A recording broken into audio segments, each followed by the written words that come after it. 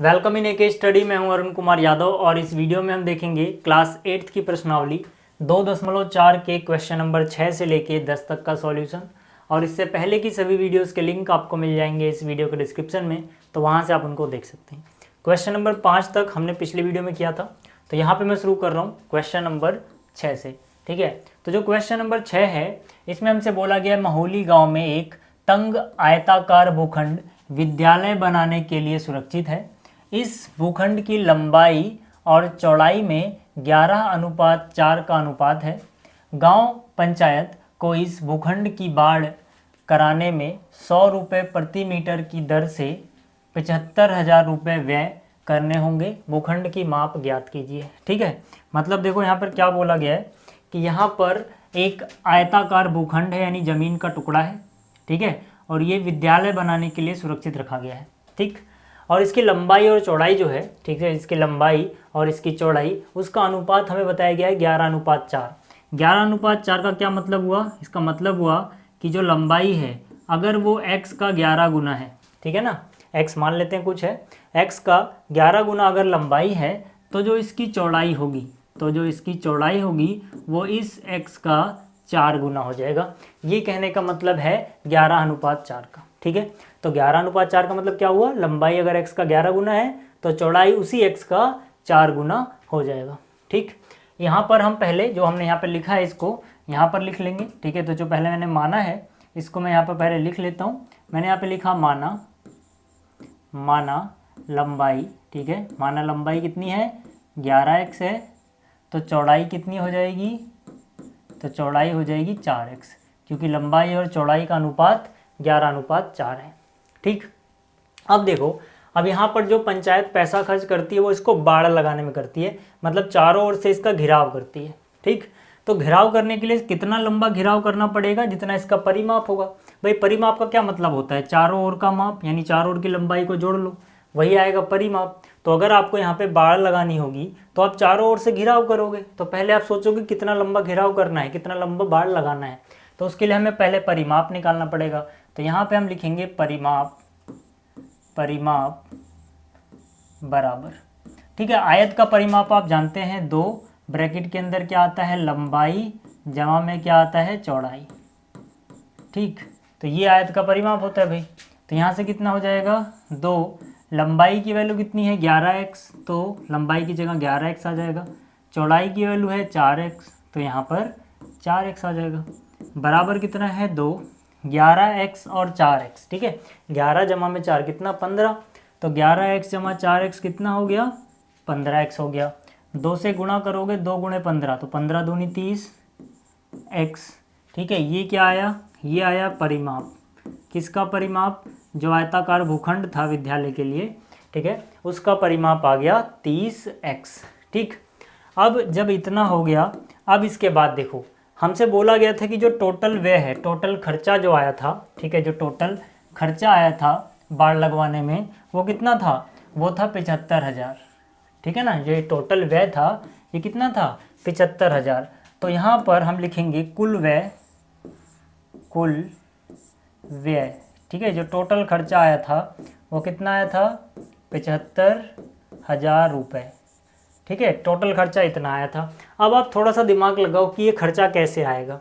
भाई यहाँ पर बाड़ लगवा रहे हैं चारों तरफ, ठीक है, तो कितने मीटर बाड़ लगवाई है और हर एक मीटर का जो रेट है यानी दर है वो कितने रुपए दिए, उन दोनों को मल्टीप्लाई कर दो। ठीक है, तो हमने कितने में बाड़ लगवाई है? पूरे के पूरे परिमाप में हमने बाड़ लगवाई।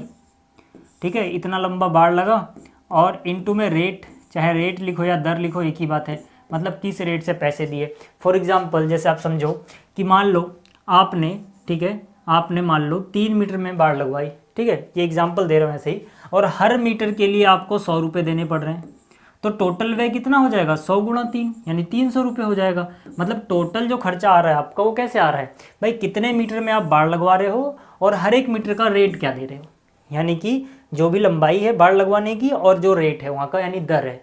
ठीक है, आप दर लिखो रेट लिखो एक ही बात है। तो हम कितने लंबी बाड़ लगवा रहे हैं? जितना इसका परिमाप है इतनी लंबी हम बाड़ लगवा रहे हैं।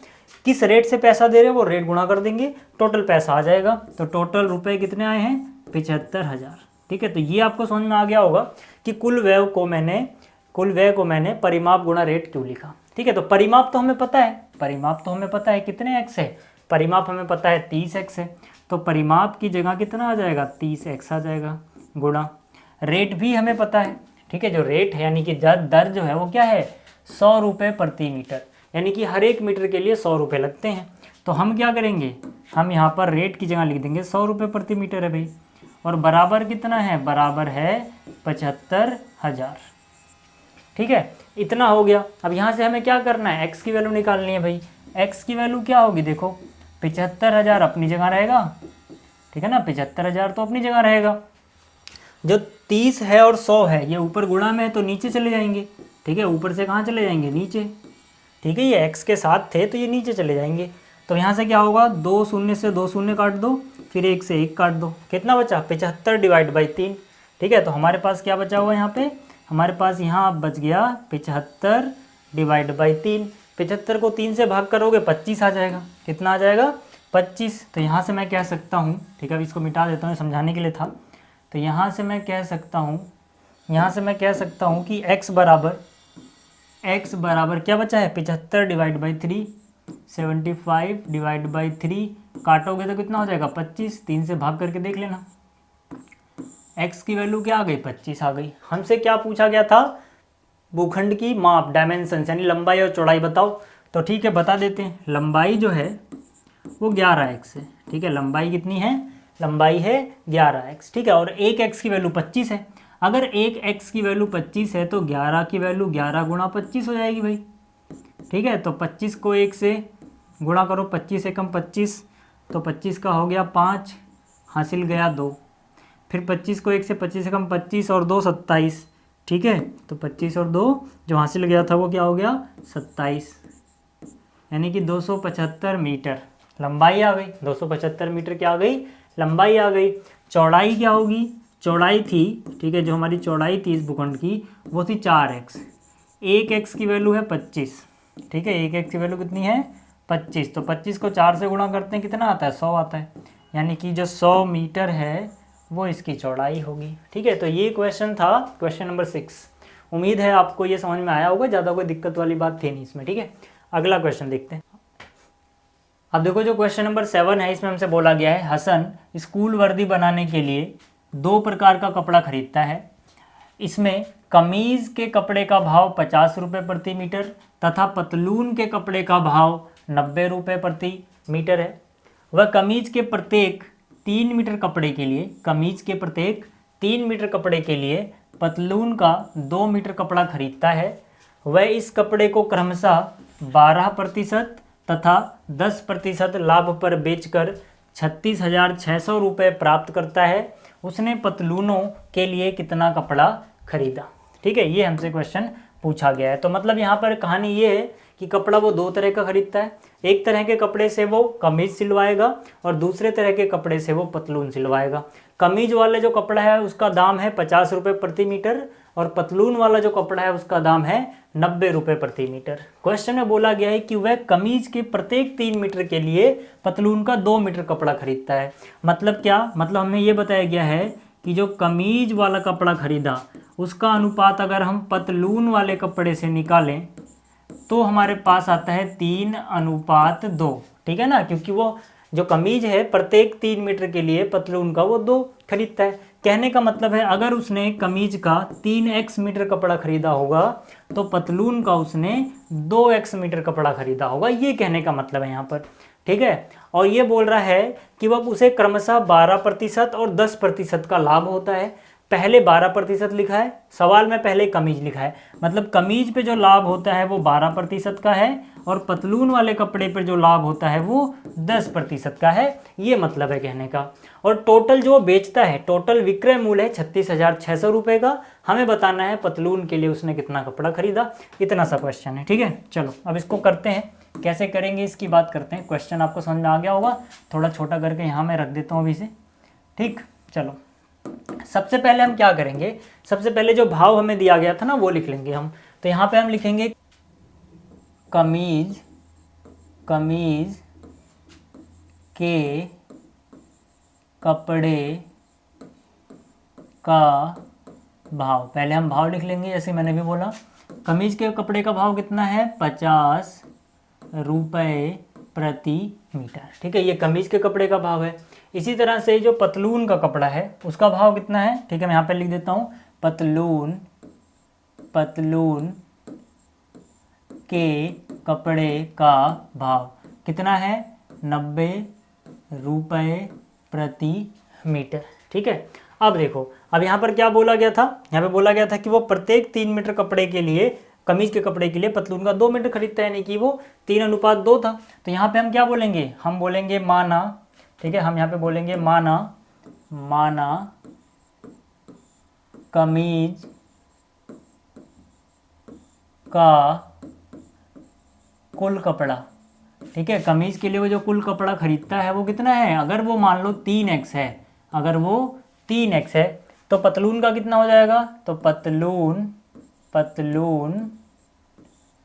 का कुल कपड़ा प्रत्येक 3 के लिए वो 2 खरीदता है, तो अगर इसका 3x खरीदेगा तो उसका 2x खरीदेगा, ठीक है। तो अब देखो, इतना तो हमें समझ में आ गया कि 3x मीटर, ठीक है ना, 3x मीटर उसने कमीज का कपड़ा खरीदा है और 2x मीटर उसने पतलून का कपड़ा खरीदा है। तो अब यहाँ पर देखो, अगर हम टोटल क्रय मूल्य निकालें कमीज के कपड़े का, ठीक है, तो मैंने यहाँ पे लिखा कमीज के कपड़े का क्रय मूल्य, कमीज के कपड़े का क्रय मूल्य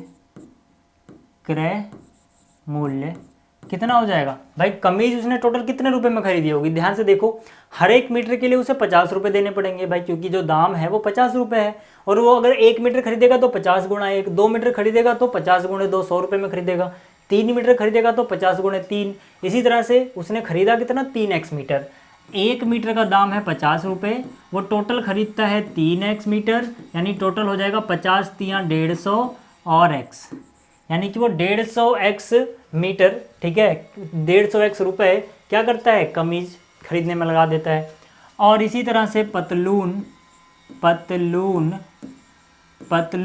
के कपड़े का क्रय मूल्य, ठीक है, पतलून का कपड़ा उसने कितने में खरीदा होगा, हर एक मीटर के लिए उसे 90 रुपये देने पड़ते हैं, ठीक है, दाम कितना है 1 मीटर का 90 रुपये।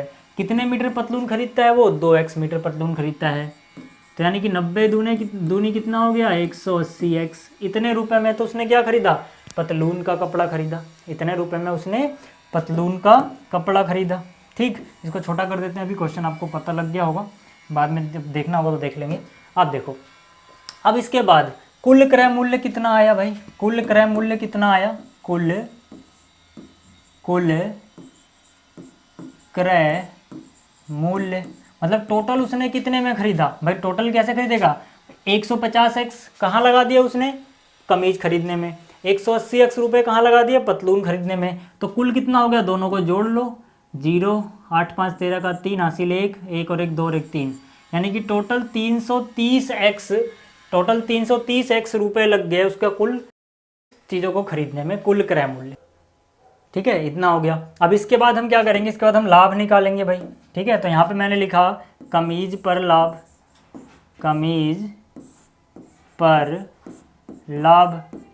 कमीज पर कितना लाभ हुआ था उसे, कमीज पर लाभ हुआ था 12% का, ठीक है। और जो परसेंटेज निकालते हो आप, परसेंट निकालते हो, प्रतिशत निकालते हो, ये हमेशा क्रय मूल्य पे निकाला जाता है। तो किस पर लाभ देख रहे हैं, कमीज पे, तो कमीज का क्रय मूल्य कितना है 150x, यानी कि उसे लाभ हुआ है 150x का 12%, ठीक है। कितना लाभ हुआ उसे, 150 का 12%, कितना हो जाएगा, ये हो जाएगा 150x गुणा 12 बटे में क्या हो जाएगा 100 हो जाएगा, ठीक है। तो 1 0 से 1 0 कट गया, ठीक है, 2 से काटोगे 2 छिक 12, 2 पंजे 10, 5 एकम 5, 5 तियाँ 15, 3 गुणा में 6 कितना हो जाएगा 18, और यहाँ पे x बचा हुआ है x, ठीक है। यानी कमीज पर लाभ हो गया 18x का, कमीज पर कितना लाभ हुआ 18x का। इसी तरह से हम बोलेंगे पतलून पर लाभ, पतलून पर कितना लाभ हुआ भाई, पतलून पर कितना लाभ हुआ उसे, पतलून पे लाभ हुआ है 10% का, किसका 10%? क्रय मूल्य का। हमेशा आप परसेंटेज क्रय मूल्य के निकालते हो। तो पतलून का क्रय मूल्य कितना है? 180x, यानी कि 180x का कितना? 10%। 10% को सीधा 10/100 लिख दो, कोई फर्क नहीं पड़ना। जैसे यहाँ पर भी 12% था, 12/100 आ गया था। ठीक, तो 1 0 से 1 0, 1 0 से 1 0, कितना आ गया? 18x। कितना आ गया? 18x। ठीक है, तो कुल लाभ कितना होगा उसको? कुल लाभ। ठीक है भाई, कुल लाभ का क्या मतलब है? कुल लाभ का मतलब है दोनों मिला के। तो देखो, जो कमीज है इस पर उसे 18x का लाभ हुआ, जो पतलून है इस पर भी 18x का लाभ हुआ। तो कुल कितना हो गया? 18x जमा 18x, दोनों मिला के कितने x का लाभ हुआ? 26x का। ठीक है, 18x यहाँ से, 18x वहाँ से। ठीक है, तो ये 36x आ गया टोटल लाभ। ठीक है, अब यहाँ पे जगह नहीं है तो क्या करता हूँ मैं, इसको थोड़ा साइड कर देता हूँ। ठीक है, इसको थोड़ा साइड करके जगह बनाते हैं एक बार पहले, फिर क्वेश्चन करेंगे। ठीक है, इसको मैंने यहाँ पर साइड में कर दिया, थोड़ा छोटा भी कर लेते हैं। ठीक है, ताकि जगह बन जाए पहले। अब देखो यहाँ पर सॉल्व कर लेते हैं इसको। हमसे क्वेश्चन में देखो क्या बोला गया था कि जो कुल लाभ आने के बाद जो टोटल विक्रय मूल्य आया वो 36,600 रुपये का है। ठीक है, आप यहाँ पे देख सकते हो। ठीक है, यहाँ पे क्या बोला गया था? 36,600 में वो टोटल बेच देता है। ठीक है, नहीं, कुल विक्रय मूल्य कितना है? 36,600 रुपये। तो हम क्या करेंगे, इसके आगे अब क्वेश्चन कैसे सॉल्व करेंगे? देखो, इसके आगे अब हम लिखेंगे कुल विक्रय मूल्य। ठीक है, कुल विक्रय मूल्य। ठीक है, टोटल उसने कितने में बेचा? 36,600 रुपये में उसने टोटल बेच दिया। विक्रय मूल्य जो आता है वो कैसे आता है? ठीक है, विक्रय मूल्य आता है कुल क्रय मूल्य, अगर कुल विक्रय मूल्य की बात कर रहा हूँ।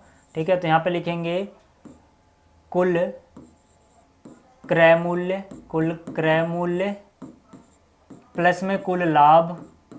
ठीक है भाई, देखो, अगर आपने कोई चीज़ बेची है तो अगर आपको लाभ हुआ है तो आपने कैसे बेची होगी? जितने में खरीदी थी प्लस में जितना फ़ायदा हुआ है, दोनों मिला के बेची होगी। इसको आप ऐसे समझ लो यार, आपने एक पार्ले जी का पैकेट खरीदा 5 रुपये में और आपको लाभ हुआ 2 रुपये का, तो मतलब आपने 7 रुपये में बेचा।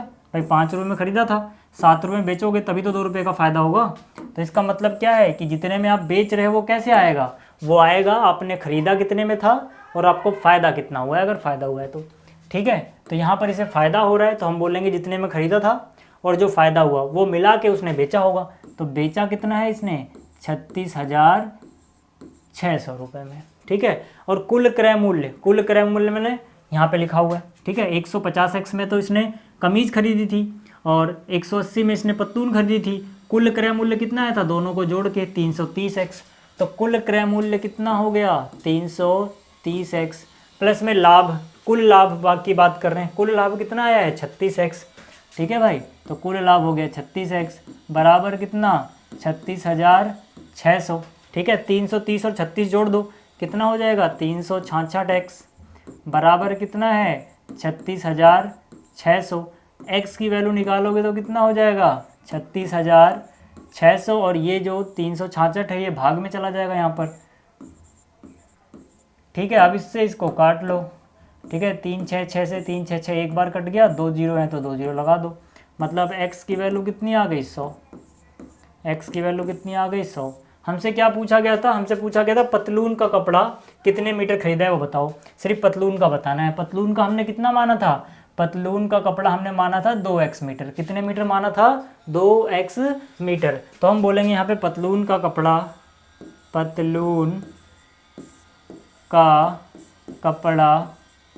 कितना था? 2x था।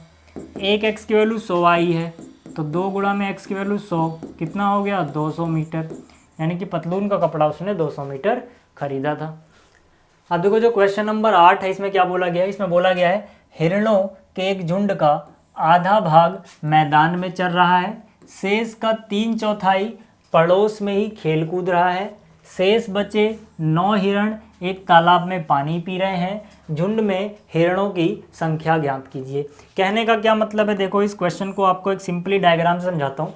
क्वेश्चन में ये बोल रहा है कि जो भी टोटल हिरण है, मान लेते हैं x हिरण है, टोटल हिरण कितने मान लेते हैं? x हिरण है। इस x का आधा भाग मैदान में चल रहा है, इस x का आधा, मतलब x का आधा कितना होगा, x/2।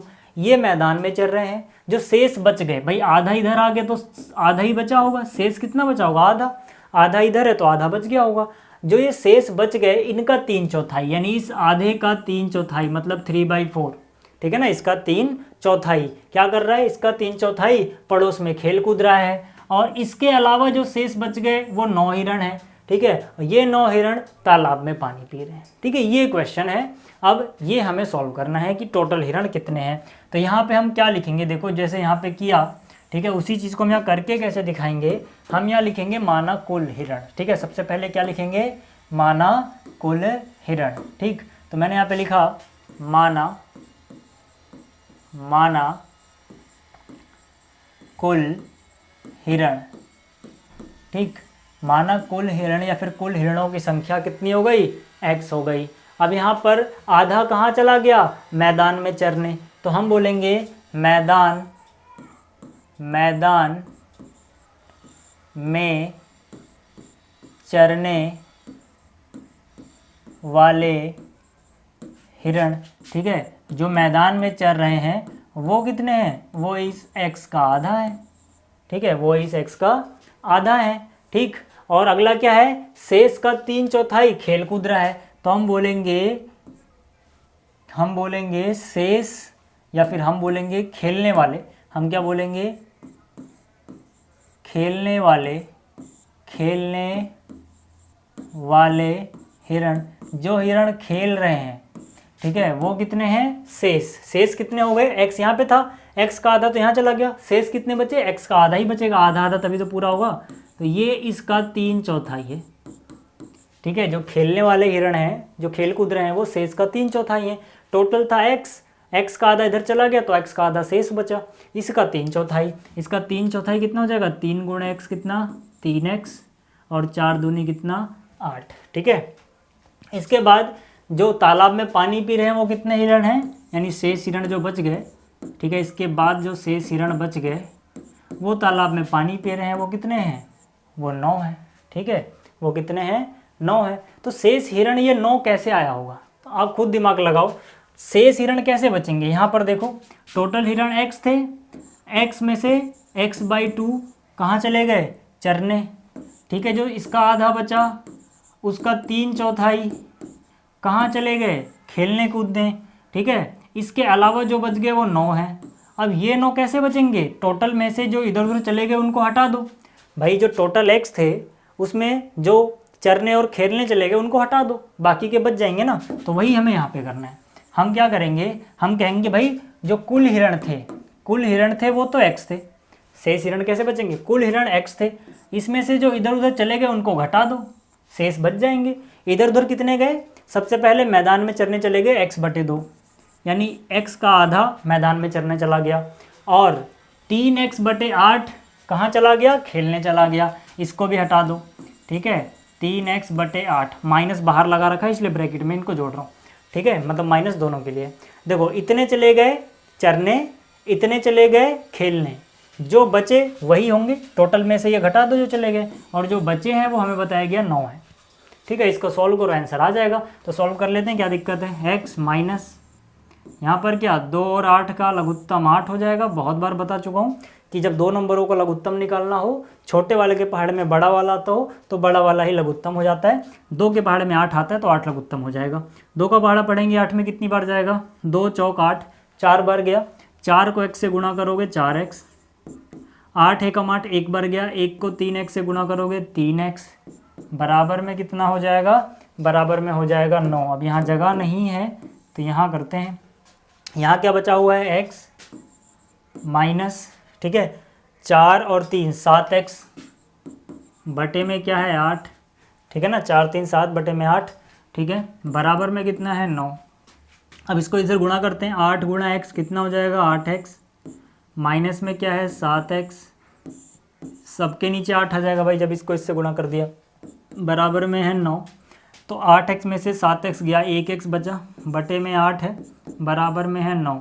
x की वैल्यू निकालोगे, 8 गुणा में जाएगा, 8 9 72, ठीक है, या फिर 9 8 72।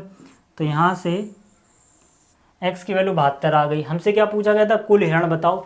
कुल हिरण ही हमने x माने थे, x की वैल्यू आई 72, तो मतलब कुल हिरण कितने होंगे, 72 हिरण है टोटल। ठीक, तो ये था क्वेश्चन नंबर 8। अब बात करते हैं अगला जो क्वेश्चन है, यानी क्वेश्चन नंबर जो 9 है इसकी। ठीक, समझते हैं पहले इसको क्या बोला गया क्वेश्चन में। चलो देखो, तो देखो इस क्वेश्चन में बोला गया दादाजी की आयु अपनी पौत्री की आयु की 10 गुनी है। ठीक है, पौत्री यानी कि पोती, तो अगर इनकी पोती x साल की है तो जो दादाजी होंगे उसका 10 गुना यानी 10x साल के होंगे।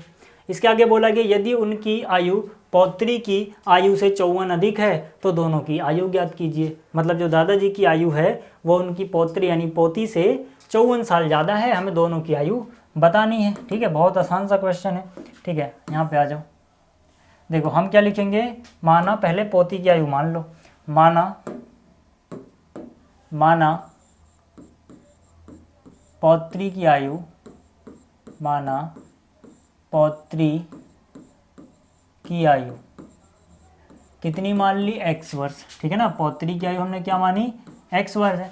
तो दादाजी की आयु कितनी होगी, दादाजी की आयु, दादाजी की आयु कितनी हो जाएगी, उसके 10 गुना है यानी कि 10x। भाई x का 10 गुना कितना होगा, 10x।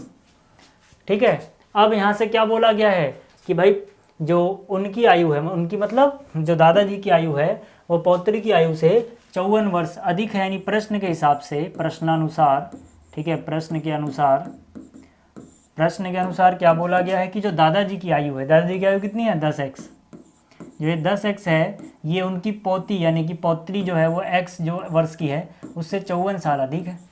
तो दादाजी की आयु अपनी पौत्री की आयु से 54 ज़्यादा है, मतलब प्लस कर दोगे यार, x इधर लाओगे, 10x में से 1x गया, कितने x बचेंगे, 9x, बराबर में कितना बचेगा, 54। तो x की वैल्यू कितनी हो जाएगी, 54 अपनी जगह। ये 9 कहाँ जाएगा, डिवाइड में, 9 6 54, यानी x की वैल्यू कितनी, 6।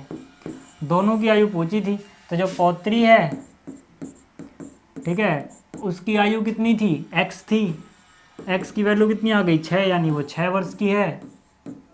और जो दादाजी हैं उसके, उनकी आयु कितनी थी, उनकी आयु थी 10x, यानी इसका 10 गुना, तो यानी कि 10 गुणे में x की वैल्यू 6, यानी कि 60 वर्ष। तो दादाजी 60 साल के हैं, उनकी पोती 6 साल की है। ठीक है भाई, तो ये 9वां क्वेश्चन हो गया। अगले की बात करते हैं, ये समझ में आ गया होगा आपको। चलो जो अगला क्वेश्चन है इसको भी समझो पहले। क्या बोला गया इसमें, इसमें बोला गया है अमन की आयु उसके पुत्र की आयु की 3 गुनी है। ठीक है, जो अमन की आयु है वो उसके पुत्र की आयु की 3 गुनी है। कहने का मतलब है अगर पुत्र की आयु x साल है तो अमन की आयु उसके 3 गुनी यानी 3x साल की हो जाएगी, और क्या। ठीक, आगे बोला गया है 10 वर्ष पहले उसकी आयु पुत्र की आयु की 5 गुनी थी, दोनों की वर्तमान आयु ज्ञात करो। तो ज्ञात करते हैं भाई। चलो यहाँ पे मैंने लिखा माना, ठीक है, माना पुत्र की सबसे पहले आप छोटा मानो, ज़्यादा आसान रहता है। पुत्र की वर्तमान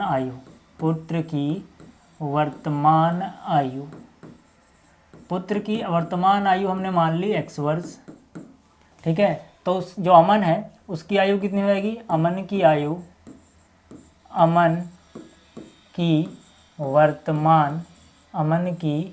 वर्तमान आयु कितनी हो जाएगी भाई, उसकी जो अमन की आयु है वो अपने बेटे की 3 गुनी है, यानी कि 3x वर्ष हो जाएगी। अभी समझाया भी था मैंने। ठीक है, अब कहानी में 10 वर्ष पहले जाना है, फ्लैशबैक में जाएंगे हम। ठीक है, हम कहाँ जाएंगे, 10 वर्ष पहले। ठीक है, यहाँ पे लिखेंगे 10 वर्ष पहले। ठीक है, 10 साल पहले। ठीक है, पुत्र की आयु कितनी थी, ठीक है, 10 वर्ष पहले पुत्र की आयु 10 साल पहले वाली है ये। अभी कितने साल का है, x, तो 10 साल पहले x से 10 कम वर्ष रहा होगा। ठीक है ना, जितना पहले जाना है, जितना पीछे जाना है उतना माइनस कर दो। ठीक, इसी तरह से अमन की आयु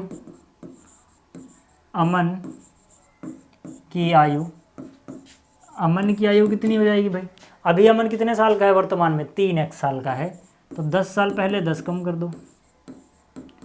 अब प्रश्न के हिसाब से, ठीक है, प्रश्नानुसार यहाँ पे हम लिखेंगे प्रश्नानुसार, प्रश्न के हिसाब से 10 साल पहले, ठीक है ना, 10 साल पहले अमन की आयु उसके बेटे से कितने गुनी थी, 5 गुनी थी। तो 10 साल पहले अमन की आयु ये रही, ठीक है, यानी कितनी है 3x - 10। ये किसके बराबर थी, ये 5 गुने के बराबर थी। किसके 5 गुने के, जो इसके बेटे की 10 साल पहले थी, और इसके बेटे की 10 साल पहले कितनी उम्र थी, x से 10 कम, ठीक है भाई। तो यहाँ से हो गया 3x - 10 बराबर 5 × x क्या हो गया 5x, 5 गुणे -10 -50, ठीक। तो यहाँ से x उस तरफ ज़्यादा ना, मैं उस तरफ ले जा रहा हूँ। तो यहाँ से 5x, देखो ये 3x इसके लेफ्ट में देखना, कोई निशान नहीं, मतलब प्लस का है, प्लस वाली चीज़ कहाँ जाती है, माइनस में जाती है, तो ये हो जाएगा -3x।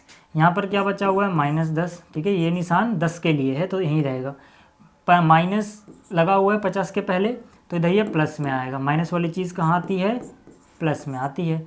तो निशान अलग अलग हैं तो घटाते हैं, 50 में से 10 घटाओगे 40। यहाँ पर देखो, ठीक है, यहाँ पर देखो 5x में से 3x गए 2x, 2x की वैल्यू 40 है तो x की वैल्यू 40/2 यानी 20 होगी भाई, और क्या, ठीक है। हमसे बोला गया था दोनों की वर्तमान आयु बताओ, x की वैल्यू तो 20 आ गई, तो पुत्र की वर्तमान आयु x थी, x की वैल्यू 20 है, यानी पुत्र जो है वो 20 वर्ष का है, और अमन की वर्तमान आयु 3x है, तो मतलब 3 गुणा में 20 यानी 60 वर्ष है, ठीक है, ये हमें बताना था। तो ये था क्वेश्चन नंबर 10। इसी के साथ आपकी एक्सरसाइज कंप्लीट हो गई। जल्दी मिलेंगे अगली वीडियो में। Thanks for watching.